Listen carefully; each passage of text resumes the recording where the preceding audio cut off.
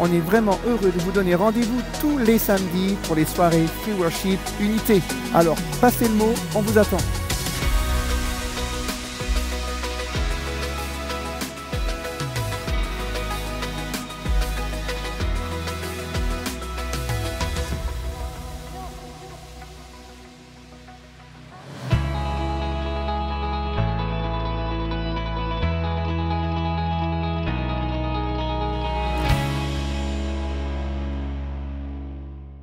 Ne ratez pas votre programme tous les mercredis. Alors, rejoignez-nous tous les mercredis à 10 h sur la chaîne YouTube MLK. À mercredi!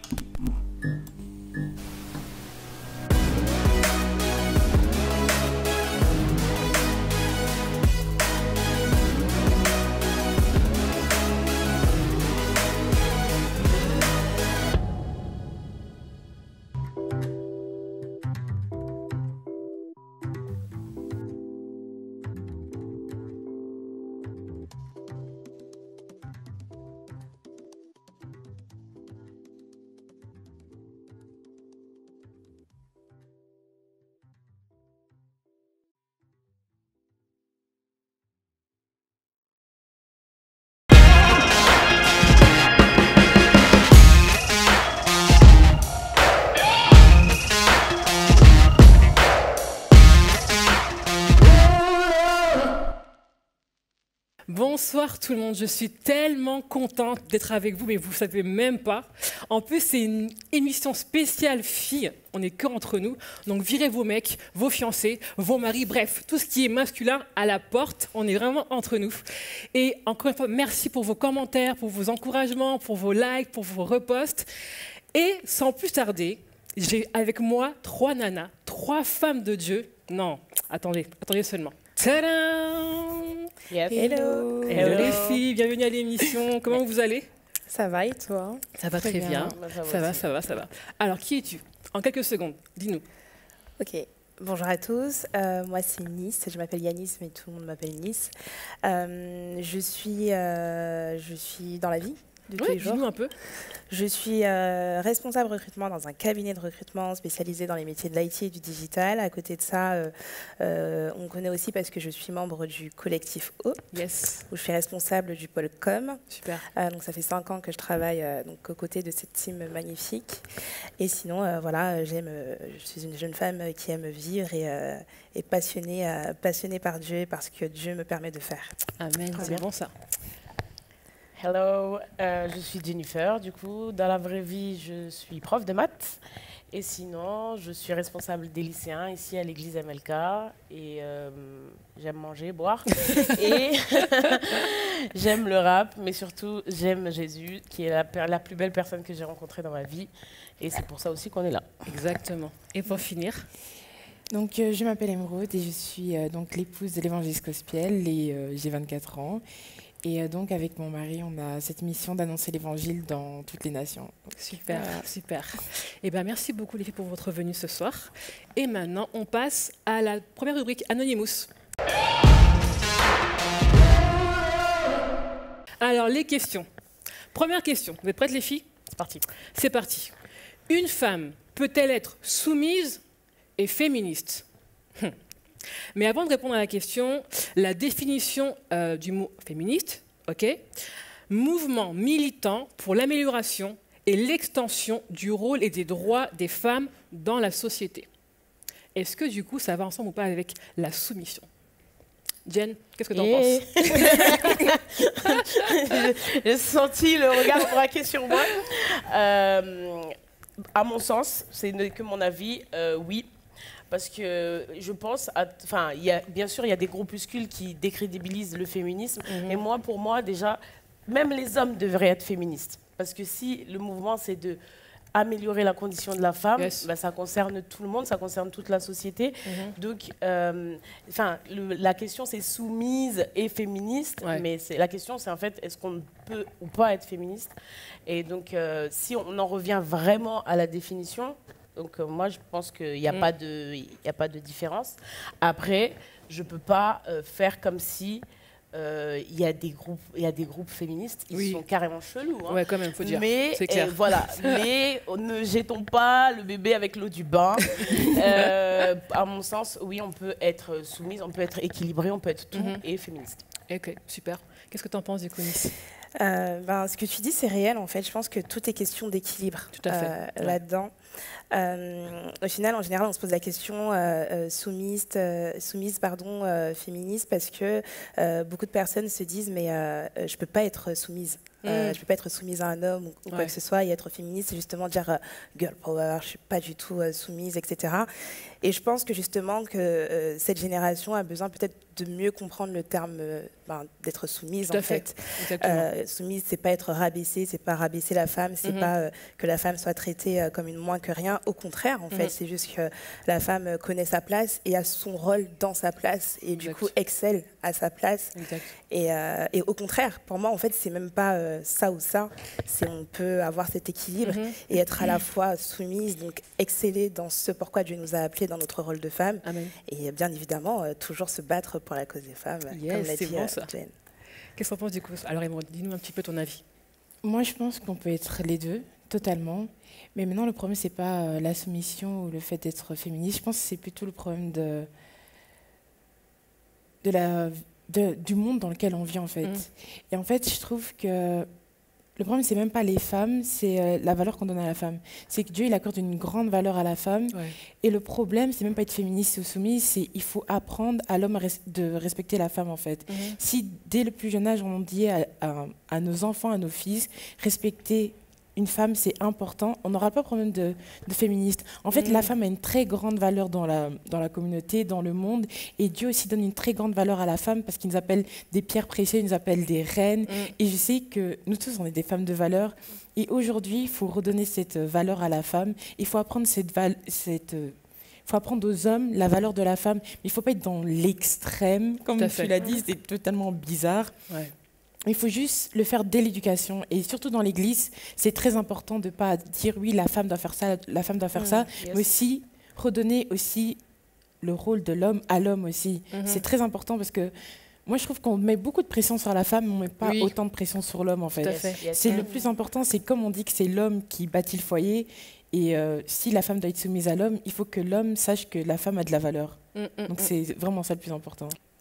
Vas-y, parce que le mouvement féministe aussi, enfin les gens ils ont tendance à penser que c'est hey les femmes on va gouverner le monde, c'est pas ça. Le mouvement féministe c'est se battre contre les violences conjugales, les violences faites aux femmes.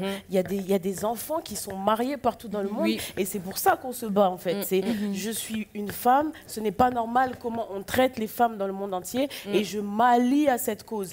Mais il faut, et d'ailleurs je fais un message aux nanas, si vous dites que vous êtes féministe et c'est ça votre mindset, bah c'est pas ça le féminisme en fait de base. Tout à fait. Merci du coup pour vos réponses, c'est vraiment super les filles. Question suivante.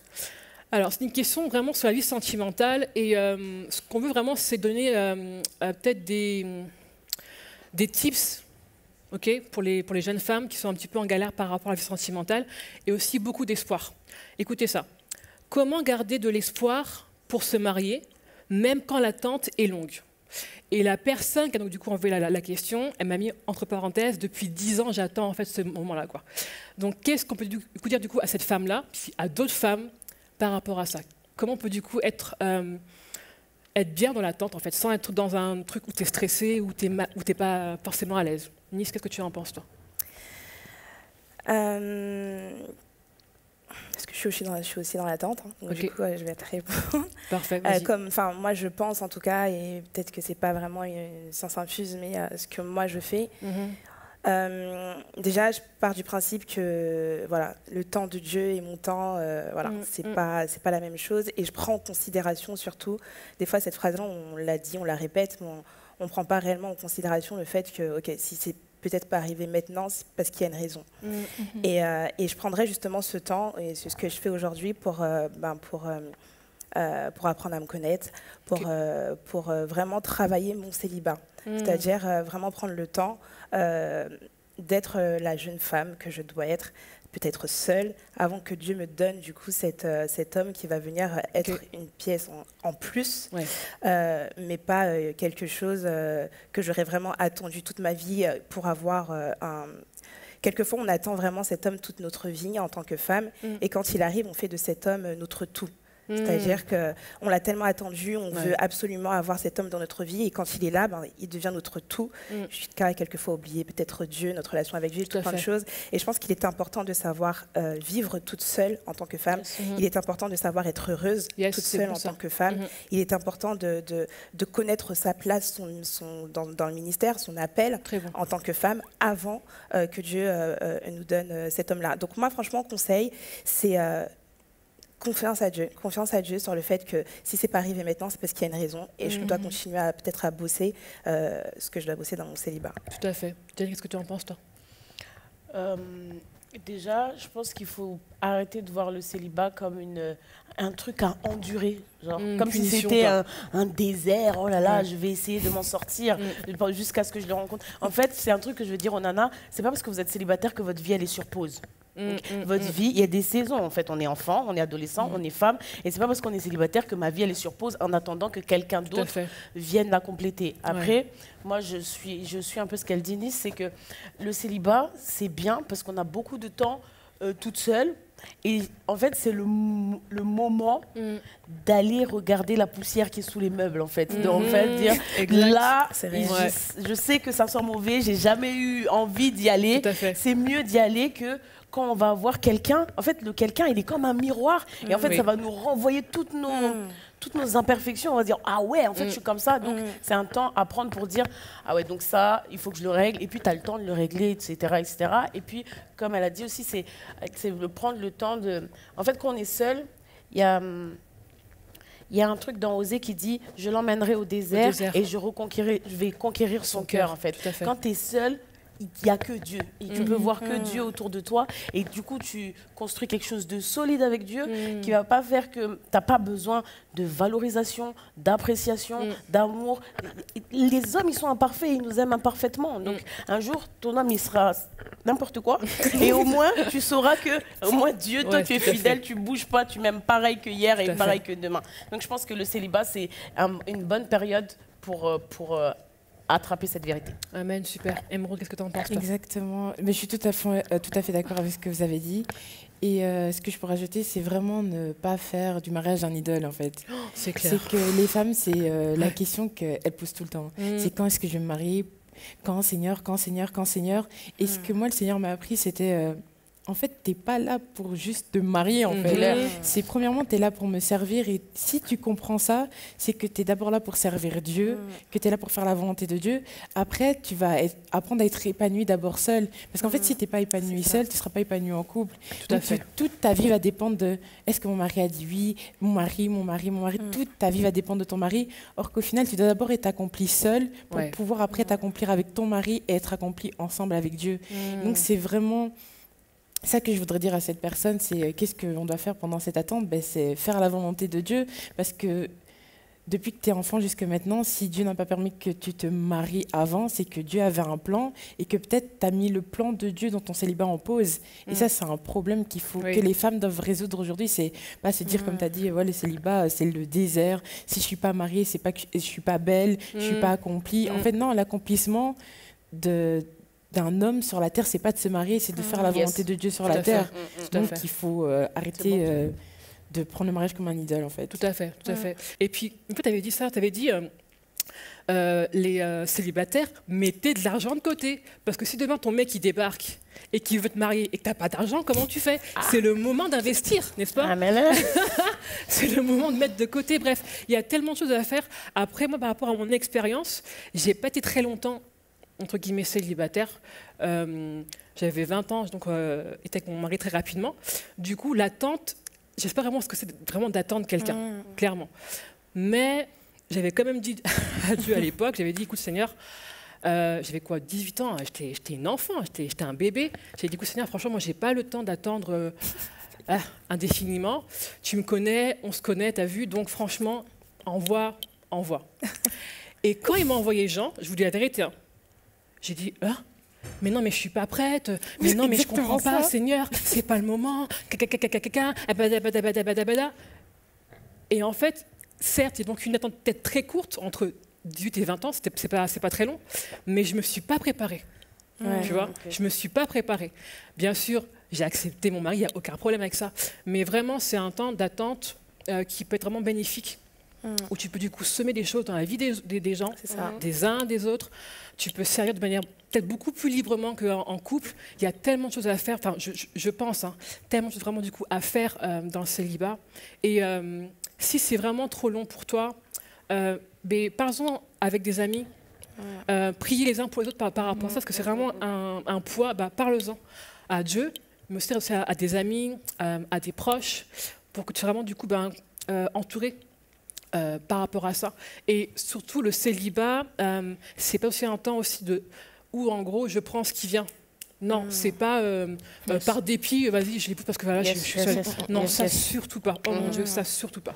Est-ce que peut-être d'autres choses que vous voulez peut-être partager? Moi, je voulais justement rebondir sur ce que tu dis. Moi, c'est une tentation que j'ai eue quand j'étais célibataire. Moi, je ne suis pas du tout née dans une famille chrétienne. Donc, le moment où j'ai été célibataire, c'est le moment où je suis devenue chrétienne. C'est la première fois que je comprenais cette histoire d'être chaste de corps et d'esprit aussi. Parce que des fois, on n'est pas avec quelqu'un, mais on engage des conversations. Et en fait, vraiment, c'est une parole que Dieu m'a mise sur le cœur. Il a dit, ne va pas accoucher d'un Ismaël quand je t'ai promis un Isaac. Waouh. Donc, et c'est vraiment, ne cédez pas à la tentation de, bon, Dieu, tu mets un peu trop de temps là, je vais arranger, et puis je vais dire, c'était ça la promesse. Parce que c'est ça l'histoire de Sarah, c'est que, bon, tu m'as promis un fils, j'y arrive pas, je vais faire accoucher ma servante, et que ce sera ça la promesse. Mais c'est pas ça que Dieu t'a promis. Et donc, à toutes les filles qui attendent, si Dieu ne vous a pas mis le don de célibat, s'il n'a pas dit que c'est non, ça va arriver. Je sais pas quand est-ce que ça va arriver, mais ça va arriver. Donc, recevez, ça va arriver. Soyez forte, ouvrez les yeux aussi. Grave. Ouvrez les yeux, soyez forte et ça va arriver. Enfin voilà, je ne vais pas finir avec que des leçons. Tu vis mal ton célibat. Vraiment, on vous donne de la force. Si Dieu ne t'a pas dit tu seras seule, et ben tu vas trouver quelqu'un, ou sinon Dieu il reviendra et puis c'est encore mieux. Mais voilà, en gros, ça va bien se passer. Ce que je veux dire, c'est que ne tombez pas dans la tentation de vous servir vous-même, parce que quand on se sert là, je ne sais pas qu'est-ce qu'on peut attraper. C'est clair. C'est pas toujours bon. C'est clair. Et ce qui est fort dans le célibat, enfin je suppose que moi je ne sais pas, tu me diras ce que tu en penses, mais est-ce que du coup tu arrives quand même à prendre du temps pour toi, d'avoir des temps juste pour toi toute seule par exemple? En célibat? Ouais. Ah ouais, vraiment. Moi, pour avoir été en couple et aujourd'hui célibataire, je vois vraiment la différence. Et justement, aujourd'hui, mon célibat, je le vis d'une manière que jamais je l'ai vécu auparavant. C'est-à-dire qu'avant, j'étais un peu comme la plupart des filles dans l'attente. C'est-à-dire, je suis célibataire, mais tu sais, t'es là, tu guettes un peu. Tu dis, bon, je parle avec un tel. Et en fait, tu es toujours dans cette attente. Et aujourd'hui, je vis mon célibat réellement comme... je prends le temps pour moi, en fait. Pas je suis dans l'attente de quelque chose, mais c'est vraiment, je vis, en fait. Et j'aime beaucoup le dire à mes amis autour de moi, je vis ma best life. Mais vraiment, parce que je prends du temps pour moi. Je me suis pris un coach sportif. J'ai commencé des cours de piano, alors que voilà, j'ai 28 ans aujourd'hui. Je ne connaissais pas la musique avant. Je prends du temps pour moi, pour mon bien-être. Spirituellement, je dépends de rien d'autre autour. Enfin, c'est vraiment... moi et Dieu, et il y a moi et moi aussi en fait.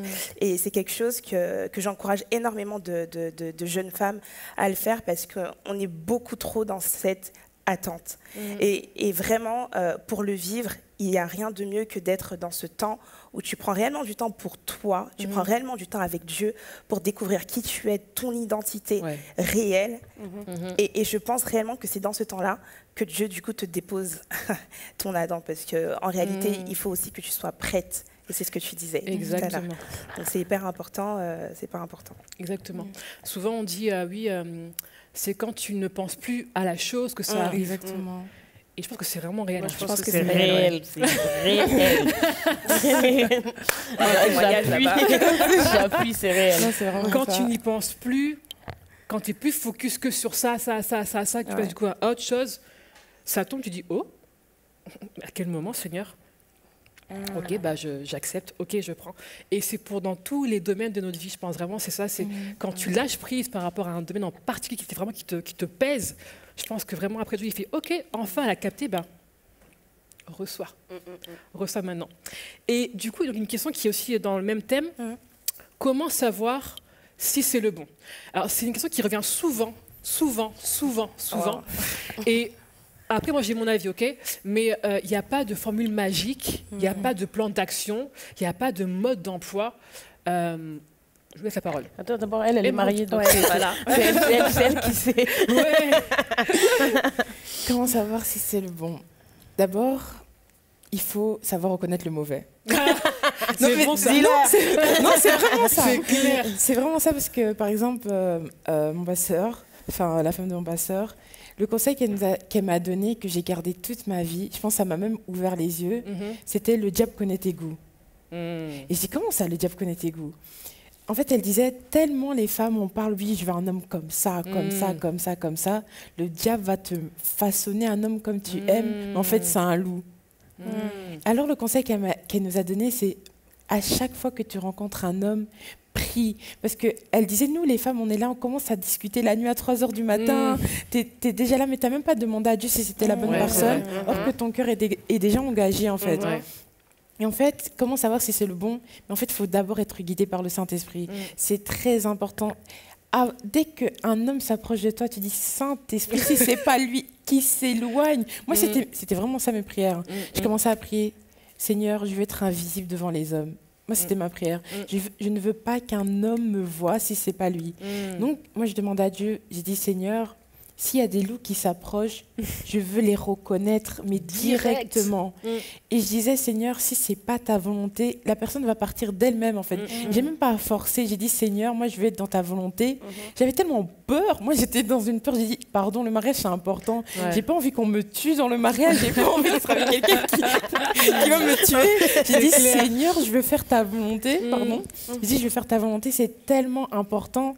J'ai dit, Saint-Esprit, guide-moi. Je veux rien faire sans toi. Et quand tu es vraiment guidé par le Saint-Esprit, pour une chose si importante, Dieu va te parler. C'est vrai. Et donc, plus tu te rapproches de Dieu, plus Dieu va t'apprendre à reconnaître, en fait. C'est vraiment ça. Donc, moi, je disais, dès que je rencontrais quelqu'un, je disais, Seigneur, si c'est pas lui, il va partir. Je ne vais même rien dire, il va partir de lui-même.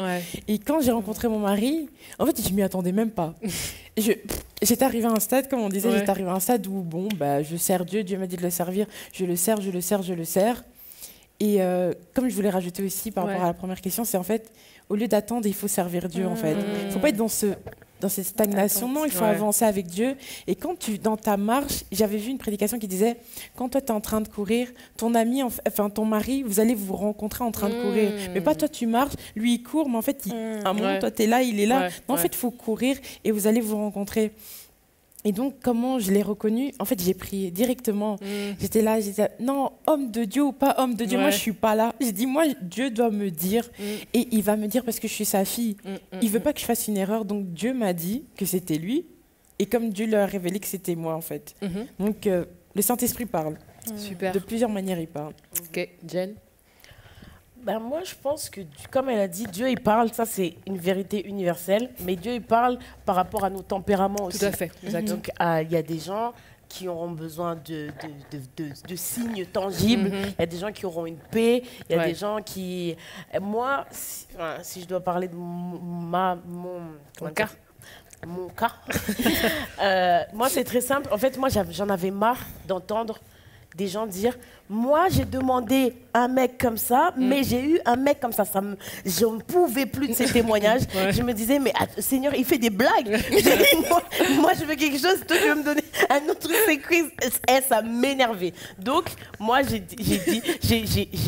honnêtement, j'en ai déjà parlé, j'ai fait des colonnes. J'ai fait des colonnes, dit physiquement, spirituellement, machin. Et puis même, est-ce qu'il a le sens de la famille, des trucs très... J'ai pas fait la piqui, genre des trucs, ça sert à rien, tu vois. Mais j'ai vraiment fait avec qui j'aimerais passer le reste de ma vie et tout. Et en fait, quand j'ai rencontré quelqu'un, j'ai pris cette liste, j'ai fait comme ça, j'ai fait... Ok. Et donc, et Dieu m'a rassurée. Et puis aussi, une autre façon aussi, c'est vraiment de dire, est-ce que déjà, nous les meufs, il faut pas se mentir. Des fois, on se ment. On sait. Est-ce que c'est le bon clair, alors qu'on sait très bien que là-bas, c'est Bourbier. Mais on veut quand même aller. Et deuxième chose aussi, il y a un autre truc, c'est que est-ce que c'est une personne pour laquelle tu as envie de faire des efforts? Moi, je pense que c'est une bonne façon de savoir aussi. Genre, est-ce que la personne telle qu'elle est là, elle va pas changer jusqu'à demain, après-demain, machin, elle va rester pareille avec tous ses défauts. Est-ce que je serai toujours là? Moi, c'est une bonne façon de... Parce que moi, je trouve que c'est mal de prendre en otage les gens et de dire « Ah, mais de toute façon, il va changer. Tu vois? Je trouve que c'est pas honnête de prendre quelqu'un et d'essayer de l'arranger, tu vois.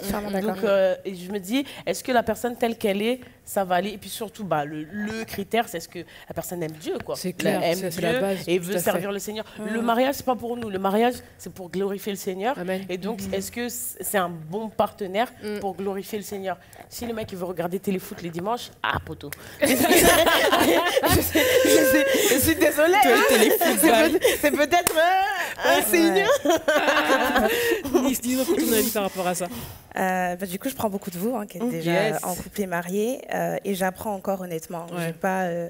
J'ai pas une réponse exacte. Peut-être que le jour où je vous dirai, je reviendrai sur le plateau. Yes, on attend. Je vous dirai, c'est comme ça. On attend. Mais je pense aussi que Dieu fait avec chacun d'une manière. Il peut faire avec Emeraude d'une manière, il peut faire avec Jen d'une manière, et avec moi, ça sera complètement différent. Tout à fait, exactement. En fonction, comme elle disait, de nos sensibilités, nos caractères, etc. Mais une chose est sûre, et je rebondis sur ce qu'elle disait, c'est que on ne doit pas quand on rencontre une personne, en tout cas, te base pas sur ce que la personne va devenir plus tard. Te base pas sur quelque chose en disant aujourd'hui je vois ça mais je sais que plus tard je vais l'emmener là et plus tard je le vois là. Donc ça peut le faire en fait, Seigneur, parce que je pense que cet homme-là dans 5 ans je peux faire de lui quelqu'un de bien, etc. Je pense que c'est une erreur que beaucoup de personnes, beaucoup de jeunes femmes font. Comme Ruben aime bien dire, Ruben, c'est le leader du collectif, il aime bien le dire, on ne se base pas, on n'engage pas une relation en se basant sur un potentiel. Ça veut dire que ce que tu as en face de toi, c'est ce contrat que tu signes en fait à vie en fait. Après, la personne s'améliore, gloire à Dieu, et puis c'est ça le but aussi. Mais souvent, nous les femmes, le problème c'est qu'on prend cet homme et on se dit bon, c'est pas vraiment ça, Seigneur, mais bon, je vais arranger, et puis au fur et à mesure, il va évoluer, il va être comme ça. Non, là on part déjà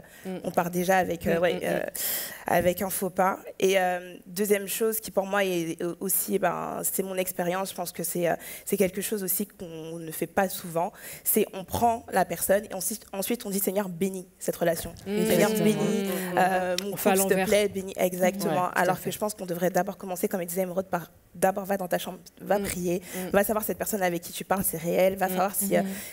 demande à Dieu, tu as cette sensibilité, cette sagesse en fait par rapport à cette relation-là. Et je crois réellement que si on a cette relation avec Dieu, cette intimité avec Dieu, Dieu parle en fait. Et être à l'écoute au cœur de Dieu. Et ça, c'est quelque chose que je répète beaucoup aussi parce que c'est mon expérience, apprendre à être à l'écoute vraiment du cœur de Dieu pour ta vie. Et ça, c'est vraiment très important. Elle le disait aussi tout à l'heure, nous les filles, on aime trop faire les meufs. Des fois, on n'écoute pas. Il faut dire la vérité. Nous les filles, on sait dans le fond quand c'est pas bon. C'est vrai. On sait. Il y a toujours une copine à qui on dit bon, j'avoue, c'est. On sait dans le fond que c'est pas bon. Et je pense réellement qu'il faut qu'on soit vrai en fait. Il faut qu'on soit vrai, il faut qu'on soit honnête avec nous-mêmes. Quand tu sais que c'est pas bon, quitte en fait, parce que les conséquences sur ton cœur, les conséquences sur ton avenir, elles sont réelles en fait. C'est vrai. Donc de ne pas jouer avec ça et voilà. Je vais rebondir sur un truc qu'elle disait avant, elle dit on reste au téléphone la night et tout ça. Il y a aussi un truc, c'est une chose de prier tout ça, mais ne vous engagez pas émotionnellement avec quelqu'un. Dieu n'a pas dit oui en fait, parce que c'est pas parce qu'on n'a pas mis le mot couple que votre cœur il est pas déjà là-bas, votre tête elle est pas déjà là-bas en fait. Je veux dire que nous les meufs on est là, on dit oh je contrôle, on s'appelle de temps en temps, texto toute la journée, mais en fait franchement je vous dis ça c'est un truc réel. Un mec même si tu le trouves wow chim, si tu lui parles tous les jours tu vas commencer à le kiffer. Merci. C'est véridique. Écoutez bien ce qu'elle vient de dire. Ça veut dire que si vous engagez une conversation avec quelqu'un tous les jours, vous allez considérer, ah ouais, bon, peut-être que, mais... Donc, arrêtez de vous ouvrir émotionnellement à quelqu'un si Dieu vous a pas dit oui, en fait. Exactement. Protéger notre cœur, en fait. C'est vraiment ça. Nous, les filles, il faut qu'on apprenne à protéger notre cœur, vraiment. Et je pense qu'il y a beaucoup de cas où les femmes, aujourd'hui, elles sont blessées et ensuite elles commencent des relations avec des blessures, avec des frustrations parce que dans le passé, elles n'ont pas assez protégé leur cœur. Et vraiment, ça sera un conseil, effectivement, comme tu dis, que je donnerais à toutes les femmes, qu'on apprenne réellement à protéger nos cœurs, mais... pour protéger ton cœur, il faut que tu prennes conscience qu'en fait, qu'il a vraiment de la valeur. D'où le fait de revenir au fait de prendre le temps de savoir qui tu es, de vraiment façonner vraiment ton identité en Christ. Parce que c'est que de cette façon-là que tu vas réellement prendre conscience que ton cœur a de la valeur et que tu ne pourras pas du coup le donner comme ça au premier venu et engager ton cœur dans n'importe quelle relation. Tout à fait. Là, si vous n'avez pas compris... Moi, je ne sais pas quoi faire. J'abandonne. Je vais quitter l'émission. Parce que là, c'est français, la langue de Molière, tout ce que vous voulez. Là, c'est clair, net et précis. Ouais. Et puis, il y a un verset qui dit « Demandez et vous recevrez ». Dans Matthieu, je crois. « Demandez et vous recevrez ». Demande à Dieu, en fait, si vraiment cet homme-là qui débarque dans ta vie, c'est le bon pour toi ou pas. Mais vraiment, c'est « Saint-Esprit, guide-moi, montre-moi, parle-moi. » Et surtout, je veux écouter. Parce que des fois, il nous parle. Des fois, il nous parle, mais on ne veut pas écouter. On fait ah là là là là. On ne veut pas écouter. Seigneur, parle-moi, mais que moi aussi, j'ouvre aussi mes oreilles. Et voilà. Ok. Ben, merci beaucoup, les filles. Ouais. Dernière question, qui est un peu plus, on va dire, vraiment à fond, vraiment sur la femme, dans son corps. Beaucoup vraiment sur de règles douloureuses. C'est pas évident. Et la question, c'est est-ce que Dieu, du coup, peut guérir de ça?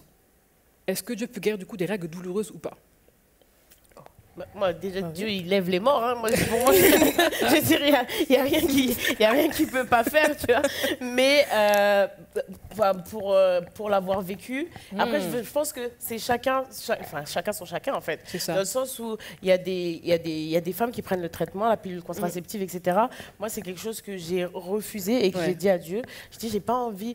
Moi, j'ai dit, je crois que tu as formé mon corps sans aucun défaut, en fait. Et j'ai pas envie de me mettre des trucs chimiques. Mais ça, c'est mon avis. Hein. Je dis pas que c'est ce que tout le monde doit faire, mais c'est ce que j'ai dit à Dieu. J'ai dit, j'ai pas envie de prendre des hormones pour que mon corps fonctionne comme il faut, alors que tu l'as bien designé, quoi. Et du coup, c'est parti tout seul. Enfin, comme ça. Non, c'est vraiment, j'ai dit, je sais que j'ai ce problème, mais Dieu, je veux pas aller vers cette solution. J'ai même pas prié pour la guérison, vraiment, c'est juste que j'ai dit, je sais que Dieu t'a bien fait mon corps, et c'est parti comme ça. Enfin, en fait, juste un jour, je me suis réveillée et dit, ah, ça fait plus mal. T'as vu, Laura, du coup, j'ai pas ce problème-là. J'ai pas ce, j'ai pas ce problème-là, mais je pense que oui, que Dieu peut guérir de ça. Encore une fois, c'est chaque personne, voilà. En fonction de chacun, de la sensibilité, encore une fois, de chacun. Si t'arrives à un stade où t'en peux plus, tu vomis pendant 15 jours, quand t'es à ça, que t'es par terre, tu peux pas aller travailler, tu peux pas servir Dieu, tu peux pas. Je pense que oui, il peut faire quelque chose. Exactement, je pense que son but, c'est pas de te laisser comme ça et de te regarder en disant ah oui, gloire à Dieu. Je pense vraiment que Dieu peut guérir de ces choses-là. Après, la deuxième question, c'est la contraception. C'est ça. Est-ce qu'on peut prendre du coup de la pilule pour comme atténuer les douleurs, Ok. Je ne sais pas. Je ne sais pas. Puisque du coup, j'ai pas ce problème-là. Emeraude? Moi, pour avoir eu, et parfois j'ai encore des règles douloureuses, moi, dès que ça vient, je commence à prier. J'ai dit, Seigneur, je refuse le péché d'Adam et Ève. J'ai dit, je me délie de ça. J'ai dit, Jésus m'a déjà guéri. Directement, dès que je commence à avoir mes règles, j'ai dit que j'ai mal, j'ai dit Seigneur, je suis guérie au nom de Jésus. Je me délie de ce qu'ils ont fait. J'ai dit, Jésus a payé le prix pour moi-même de mes règles. Je prie comme ça, j'ai dit, c'est fini. Et à chaque fois après, mes règles elles passent normalement. Parce que moi, je suis quelqu'un, j'aime pas prendre les médicaments. Ouais, je comprends. Moi, je dis, je dois supporter la douleur et je prie pour la douleur. Et à chaque fois que j'ai mes règles, je prie. Je dis Seigneur, je refuse. Avant même que ça vienne, dès que je sens... Je dis, je refuse, au nom de Jésus, j'aurai rien. Parce qu'en fait, les gens, ils se laissent apitoyer, ils sont là, j'ai mal, j'ai mal, j'ai mal. Et puis à la fin, quand tu as déjà passé 3 jours direct, tu commences à prier, bon, je vais essayer de prier. Non, moi, c'est mon choix numéro 1. Dès que je commence à avoir une petite douleur, je commence à prier directement. Ouais, tout à fait. Moi, je laisse pas le choix, en fait. Je dis, ça va partir. Voilà. En tout cas, moi, pour mon cas, moi, elles sont archi douloureuses. Je souffre comme never. J'ai beau j'ai beau prier, etc., et Dieu ne me guérit pas. Je ne sais pas pourquoi. Ok. Je ne sais pas pourquoi, en fait. Je sais pas pourquoi. Je pense que, comme tu as dit, chacun son chacun. Chacun a son combat, a ses combats, a ses luttes. Moi, j'ai toujours mal. La grâce, c'est que je suis du coup enceinte et que du coup, pendant 9 mois, ça va, tu vois. Mais après, moi, je... Faut déjà prier maintenant. T'as dit quoi? Faut déjà prier. Oui, c'est ça. Je reçois maintenant la guérison. Mais du coup, ouais, moi, c'est douloureux pour moi. Après, j'ai pris effectivement peut-être des médicaments, mais ça m'a jamais rien fait. Enfin, c'est pas eu vraiment d'amélioration. Donc, en fait, je vis avec ça. Je m'aide finalement pendant ce temps, donc pendant ces 1 semaine, à traverser cette douleur. Et vraiment, il m'aide.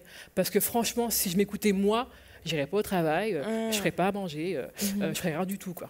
Mais vraiment, pendant ce temps-là, il me porte malgré la douleur.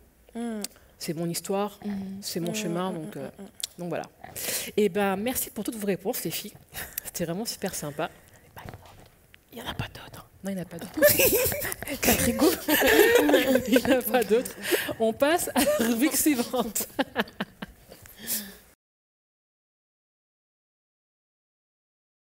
La question, c'est la suivante. C'est quoi une tenue décente?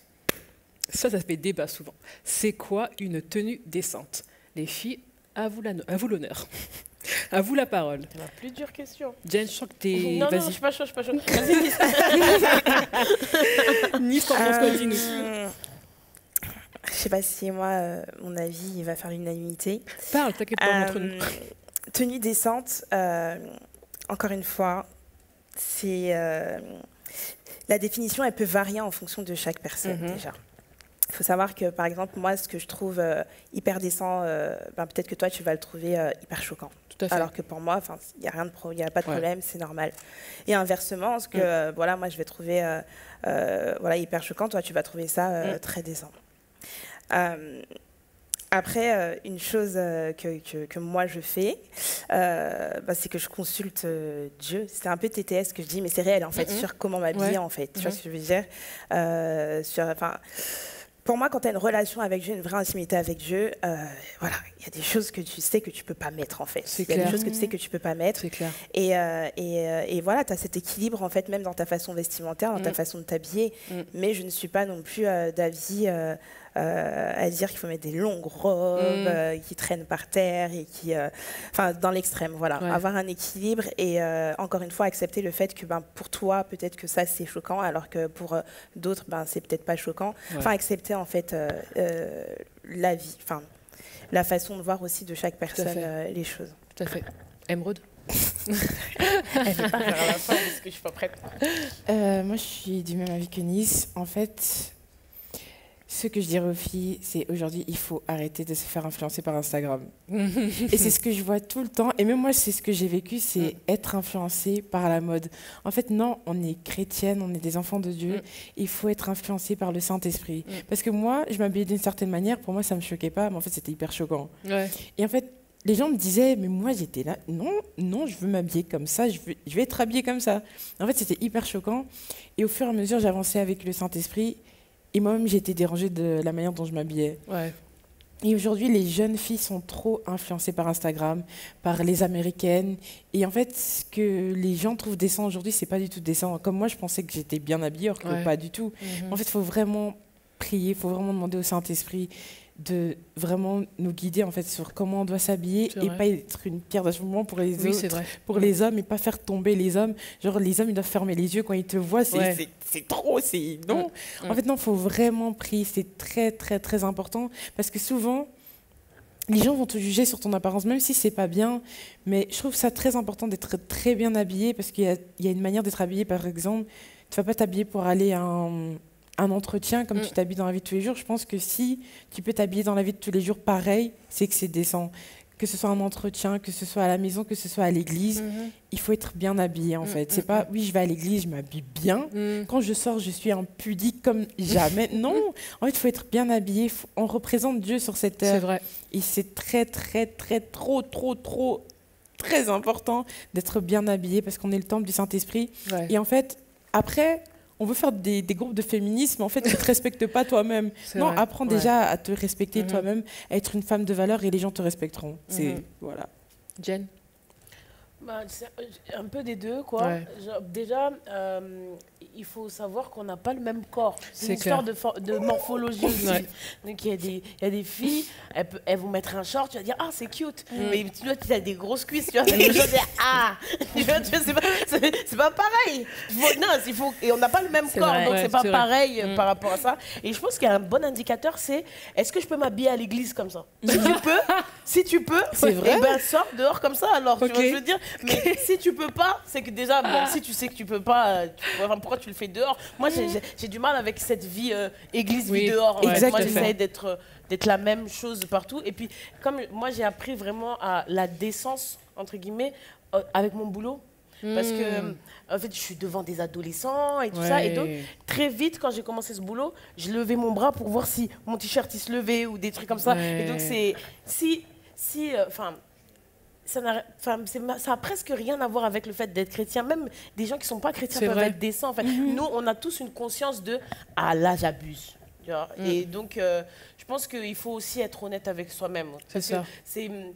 Il y a des femmes, c'est la vérité, hein, désolé les sisters, mais on sait qu'on provoque, mais on veut dire, oh mais vous toujours, tu vois, Ouais. on veut que ouais. les gens rentrent dans notre way, en fait, dans notre délire, tu vois, alors qu'on sait qu'on n'est pas correct. Mais après, la décence aussi, c'est aussi, comme elle a dit, se ressembler, en fait. Parce que si tu te ressembles pas, enfin, la Bible dit tout ce qui n'est pas fruit de conviction est péché. Donc, à fait. si tu te fais influencer par une autre mode, une autre façon de t'habiller, et que c'est pas du tout toi, le fais pas. Même si c'est décent, si c'est pas toi, tu le fais pas en fait. Ouais. Donc, il y a aussi cette indécence de ne pas se ressembler, de ne pas être qui Dieu veut que tu sois en fait.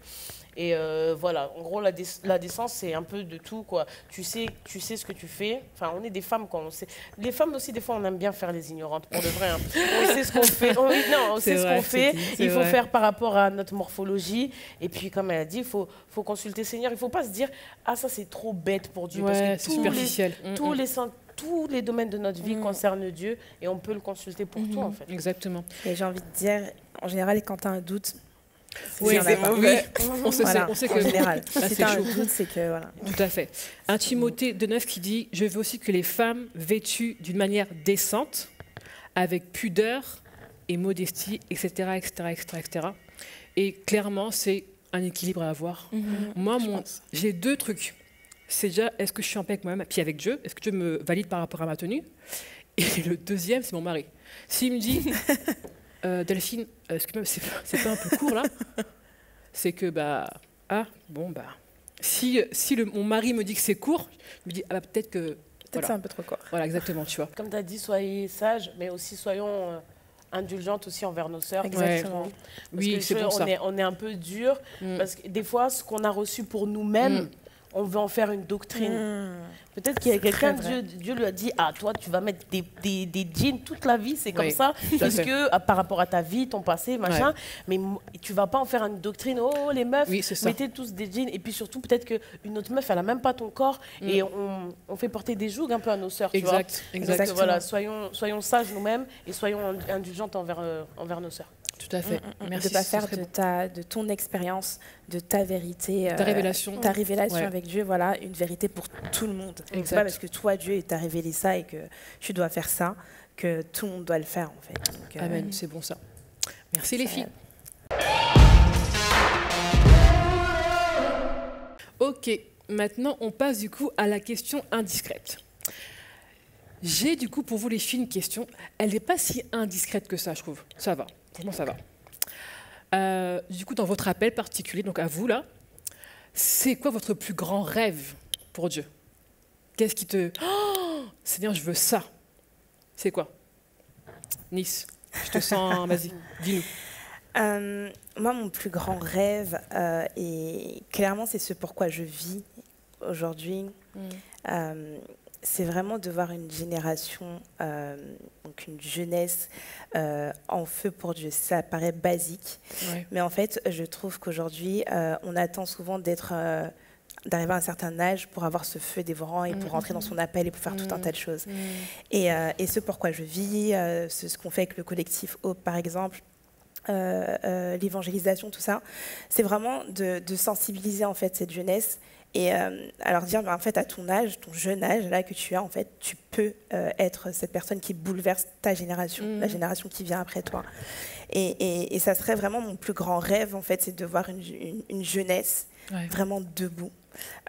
Et qui prend réellement conscience de son identité en Christ, de sa destinée, de son rôle sur terre, et une jeunesse réellement active dans sa destinée avec Dieu. Ok, super, merci beaucoup. Diane? Alors moi, par rapport à mon appel, pareil, ce pourquoi je vis, c'est que mon rêve, c'est qu'on n'ait plus à convaincre les gens de lire la Bible. J'aimerais que les gens comprennent combien c'est un trésor. Enfin, moi, j'arrive même pas à comprendre. Les gens disent « Ah, je galère pour lire la Bible. C'est tellement ouf. La Bible, c'est tellement ouf. La Bible, c'est le livre le plus ouf que j'ai lu dans toute ma vie. J'ai lu des livres. Hein. Et donc, j'aimerais qu'un jour, je puisse voir de mes yeux que on n'a plus besoin de faire des vidéos. Hey, 5 tips pour lire ta Bible. Tu vois, vraiment que ce soit quelque chose qu'on a envie de faire, qu'on a vraiment envie de faire, qu'on n'ait pas à dire ah oui, je dois le faire. C'est un peu une galère, mais je dois le faire en gros. Ok, Emeraude. Moi, en fait, c'est à peu près vous deux. Notre appel avec moi et mon mari, c'est vraiment le réveil. C'est faire des stades pour Dieu, mais c'est vraiment en fait réveiller la jeunesse, mais réveiller le monde entier et amener les gens à une consécration, mais pure comme Dieu veut en fait. C'est pas être réveillé aujourd'hui, être endormi demain, mais c'est vraiment pousser les gens à servir Dieu, mais toute leur vie. C'est pas juste parler de Dieu. Ils viennent à des événements, ils tombent, ils crient, et puis après c'est fini. Non, c'est vraiment pousser les gens à servir Dieu et à les réveiller tout simplement, à leur dire Jésus revient bientôt et tu ne dois pas périr en enfer. Et c'est vraiment ça. Donc, et ben moi, du coup, mon plus grand rêve vraiment par rapport à mon appel, et celui du coup pour celui je vis, c'est vraiment que chaque femme, aussi les hommes bien sûr, mais soit vraiment libérée en Jésus-Christ. Parce qu'on est en Christ, on marche avec Jésus, on sert Dieu, on aime Dieu, tout ça. Mais en fait, on n'est pas libre. On a des trucs du passé qui ne sont pas réglés, un caractère qui est des fois bref.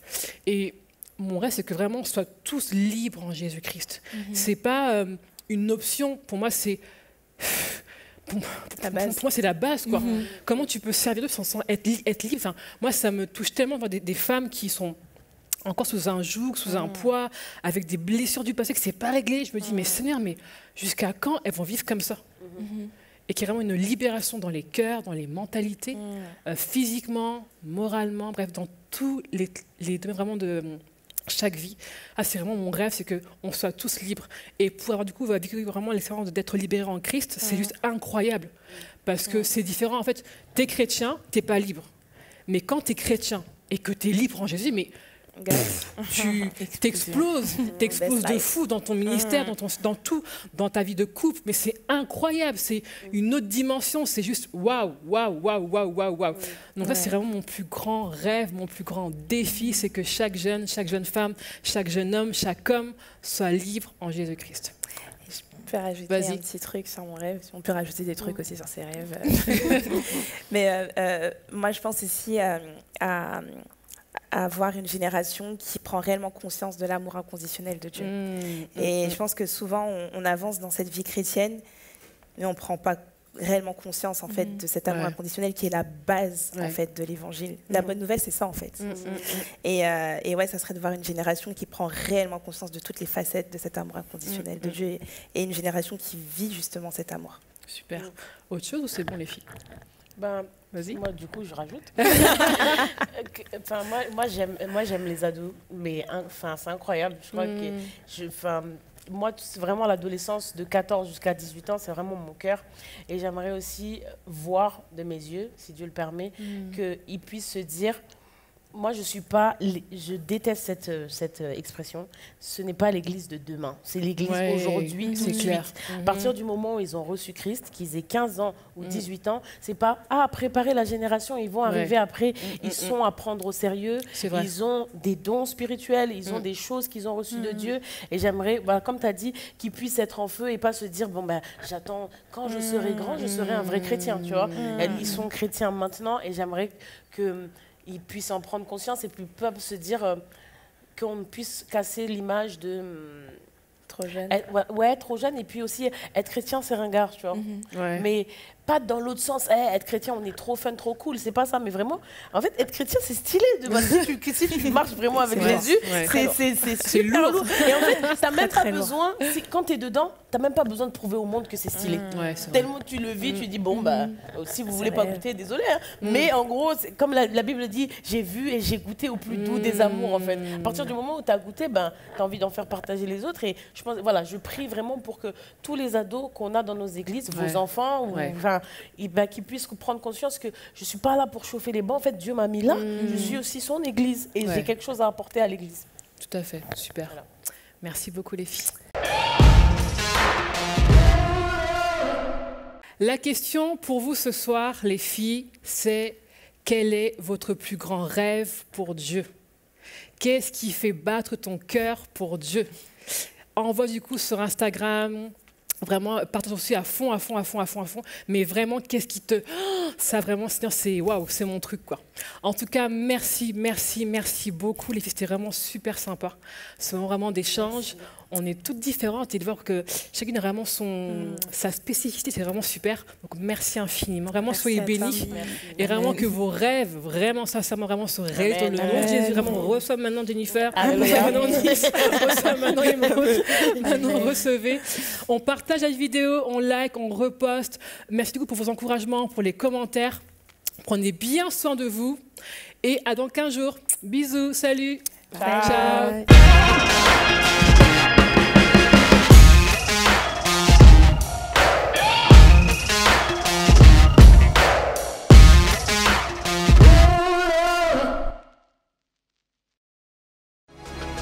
On est vraiment heureux de vous donner rendez-vous tous les samedis pour les soirées Free Worship Unité.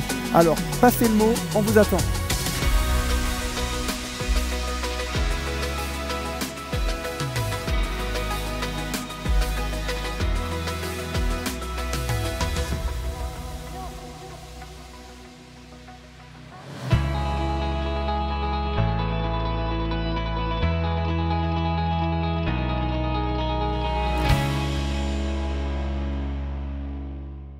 Ne ratez pas votre programme tous les mercredis.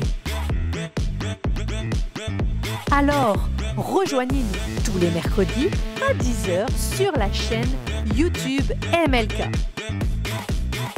À mercredi!